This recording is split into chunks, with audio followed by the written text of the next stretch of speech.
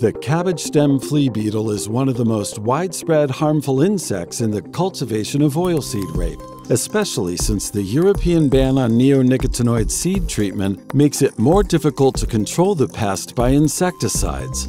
Crop protection products still available are also increasingly losing their effect. The sensitivity of the cabbage stem flea beetle to insecticides has decreased significantly. Warmer autumn and winter temperatures favored by climate change can increase the survival rate and the activity of the beetles.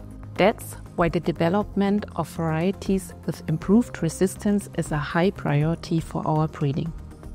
Some rapeseed plants are able to better protect themselves naturally against the cabbage stem flea beetle. Our varieties with insect protect genetics have up to 30% lower susceptibility to the larvae of the cabbage stem flea beetle. And especially the larvae cause great damage to the oilseed rape plant and can lead to high yield losses. But in other plant stages, the cabbage stem flea beetle also damages the plants.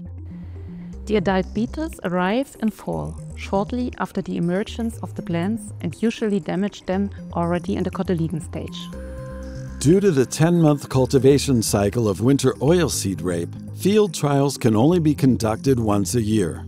And otherwise, breeding programs for insect resistance pose numerous challenges. That is why KWS experts work together in an interdisciplinary manner to optimally combine different aspects of pest control. These include seed treatments, crop cultivation measures, and new breeding methods such as genome editing, which are used in basic research. The so-called CRISPR-Cas9 gene scissors cut the genome at a defined point, and parts of the genetic material can be lost or replaced.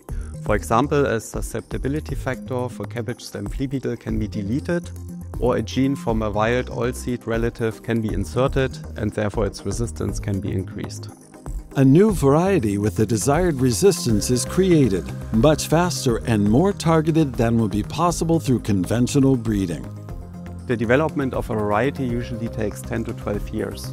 With the help of new breeding methods, this process could be much more precise and shortened by 20 to 30%. Although breeding trials with genome editing have been possible so far, commercial cultivation of plants developed with these methods is strongly regulated and thus practically prohibited in most EU countries.